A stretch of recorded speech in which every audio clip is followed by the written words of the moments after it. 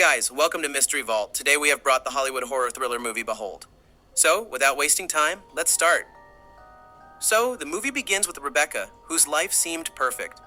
She had a small family. She, her husband, and their son were all happy. Rebecca's husband, Peter, worked at a church. He wanted Rebecca and their son to work with him, helping those who believed in God.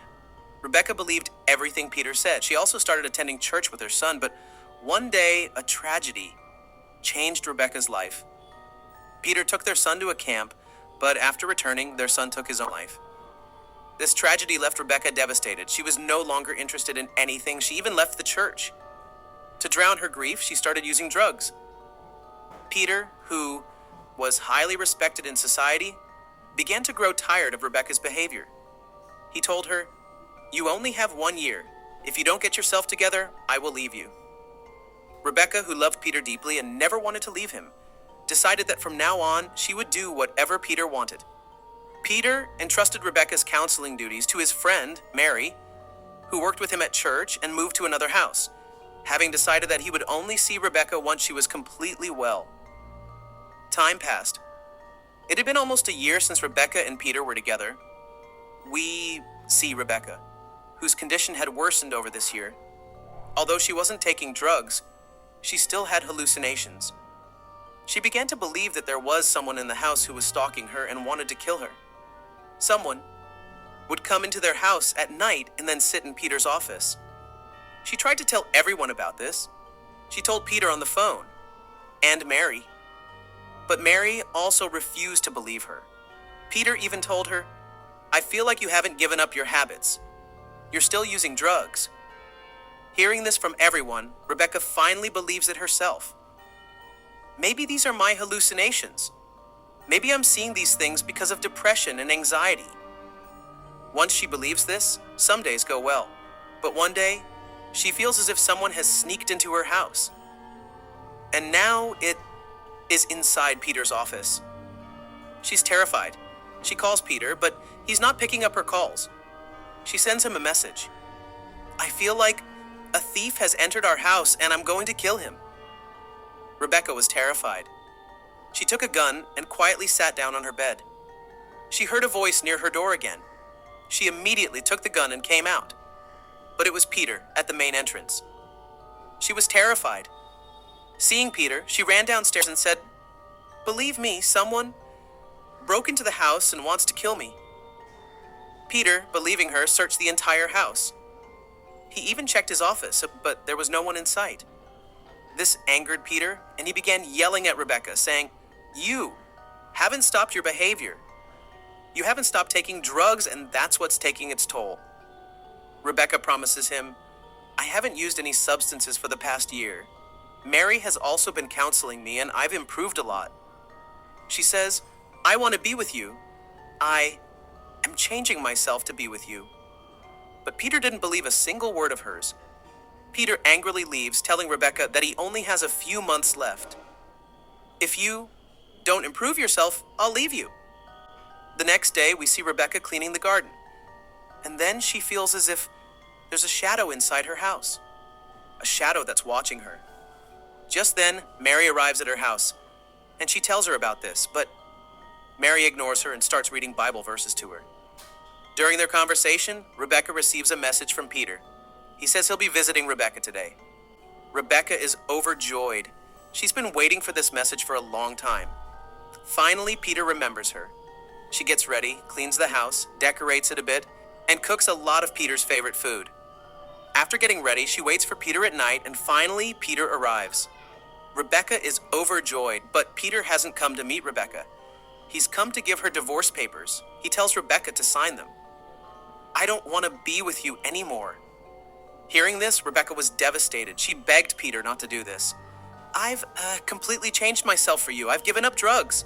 I've given up all my bad habits. And now I'll even start going to church with you." But Peter refused to listen. This angered Rebecca, and a fight broke out between them. Peter told Rebecca, "I want to leave you because it was your negligence that led to the death of our son." Rebecca replied, "What was my fault in that? He went with you. After all, he committed suicide, and you should remember very well that before he went to camp with you, he was much happier." And now would you like to tell me what happened at that camp that led my son to take his own life? They were shouting at each other, and finally Peter told Rebecca, "Whatever it is, I've decided I won't be with you." Rebecca, who had no parents, whose son had died, and now whose husband was leaving her, life was going to be very difficult for her. So she decided to take her own life. She took a pistol from her drawer, held it to her head, and threatened to kill herself. During their argument, a loud scream echoed through the house. The sound was so terrifying that Rebecca and Peter's hair stood on end. No human could have screamed that loud. Peter clearly knew there was a demon or some other power inside. It was so terrifying that both Peter and Rebecca were petrified.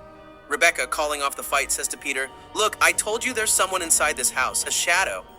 You didn't listen to me. Now you've heard it yourself."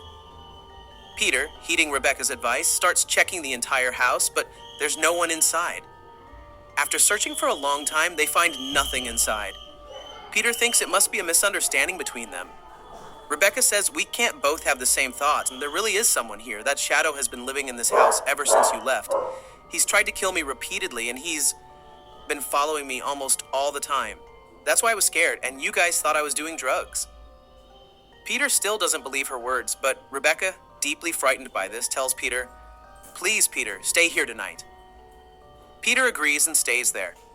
Rebecca serves Peter food, and as Peter begins to eat, she sees that all the food has turned black in a flash, and Peter's face has also turned black from within, as if Peter himself had become a demon. Seeing this, Rebecca becomes even more frightened. Peter understood that Rebecca was afraid of something. He calls Rebecca and makes her sit beside him. Rebecca sees that Peter has now returned to normal. Peter tells her, "I understand you're very scared and have let all this get to your head. Look, there's no need to think so much. Let's pray together and these things will go away." Rebecca agrees, and they both begin to pray together. But suddenly, Rebecca sees that the door to Peter's office upstairs is open, and something has entered inside. Seeing this, she screams. Peter also heard the sound of the door closing, so for now, he believes Rebecca. He goes upstairs, gun drawn, and tries to open his office door. Peter tries to turn the doorknob, but no matter how hard he tries, it won't budge. Peter realizes there's a terrible force lurking behind this door. Peter begins reciting prayers, while holding the door and whatever was inside. Screams once again so loudly that both Peter and Rebecca are terrified. Peter falls down, and all the paintings and objects in the house come tumbling down. Rebecca understands there's a demon, or some evil force inside, a demonic force that doesn't want them to stay. She also understands that staying there could endanger their lives. She takes Peter's hand and tells him, "Come on, Peter, let's get out of here." Peter, heeding Rebecca's advice, comes out but refuses to leave. He asks Rebecca, "Think about it. Why is all this happening in my house? Is God trying to give me some duty? Isn't this a sign for me? Perhaps God has chosen me for such a huge challenge, to defeat such a great power." He says, "I'll go inside because I want to know what this thing is and what it wants from us." Rebecca pleads with him, but when Peter refuses, Rebecca refuses to let Peter go in alone and fearfully decides to go with him. As Peter enters, Peter touches the office door. This time, as he turns the handle to open it, lightning strikes the garden, setting it on fire. Terrified, Rebecca goes outside and begins to extinguish the fire. Now she's absolutely not going inside. She even tries to reason with Peter. But Peter remains adamant, believing this is a new sign for him. He says, "God has given me a huge task, and I will complete it." Rebecca understood that whatever power was in their house had affected Peter's mind. That's why Peter was no longer listening to anything. She was forced to stay inside the house with Peter. When she went in to use the bathroom, she saw a terrifying black and enormous hand emerge from the bathtub. It was about to reach her and strangle her when a shattering sound came from outside, the hand disappeared, and Rebecca came out. Peter had broken the glass with his hand, and now both his hands were injured. He was painting the door of the room with the blood from his severed hands. Confused, Rebecca asked, "What are you doing now?" Peter replied, "Do you know what's inside this? There are angels behind this, angels who have come to me. They want to give me powers. They have come to give me a task. They want to tell me how special I am. I have accepted this task. In this task, they told me I had to give them blood, and look, I gave my blood, and now I'll get my powers. Rebecca now thought Peter had gone mad. He couldn't understand that no angel or God demands a blood sacrifice. Suddenly, their entire house begins to shake violently.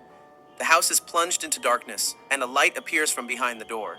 Rebecca understood that this power was Satan, and this time, Satan had descended upon their house. She again asks Peter not to give his blood. Peter throws his blood under the door. The blood disappears. Black powers emerge from beneath the door, which suddenly pick up the crucifix from Peter's door and throw it away, giving Peter powers. These were dark powers. Rebecca sees that Peter's wounds are healing on their own, and Peter laughs hysterically, overjoyed. Finally, he can't handle so many powers at once and faints. Rebecca understands that the house has become even more dangerous. So she picks up Peter and takes him to her friend Mary's house. They tell Mary everything, and Mary finds it hard to believe that there really were any shadows in their house. Rebecca claims that her house was haunted by demonic shadows, while Peter claims that there were angels in his house who had given him power. Now Mary is confused about who to believe. She realizes that something must have happened in the house that's causing these two to be disturbed.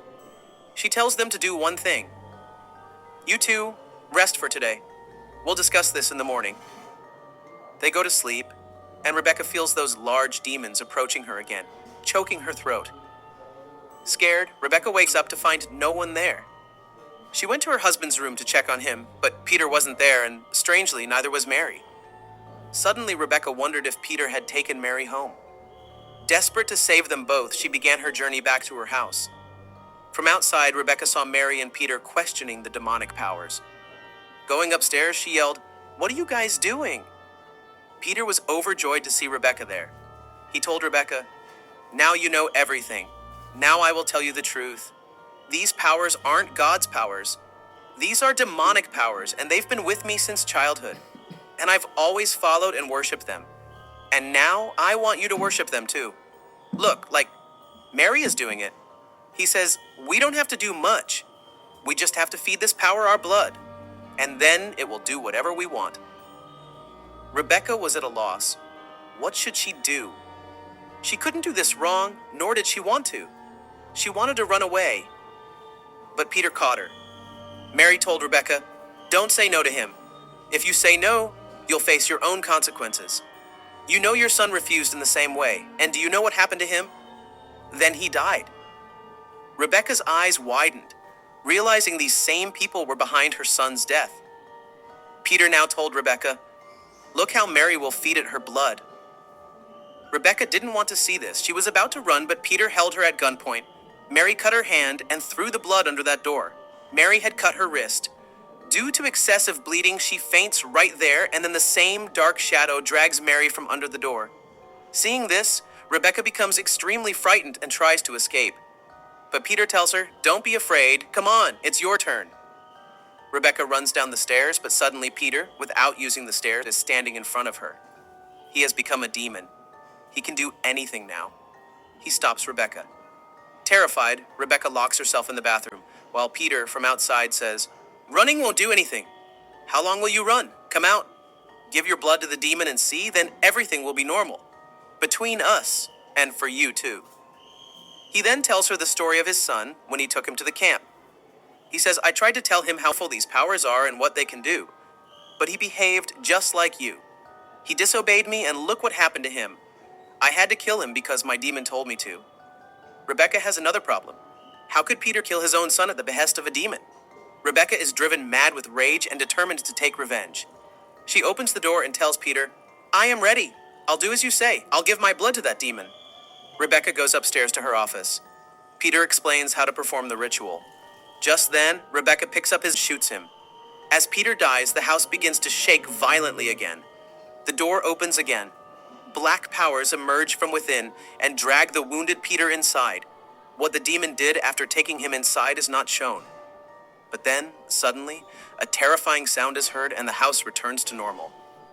Rebecca understood that the demon had left the house when Peter died, because the demon and his demonic powers were there because of Peter. Now, Rebecca was safe alone. She decided to live this life alone, and this film story ends with her.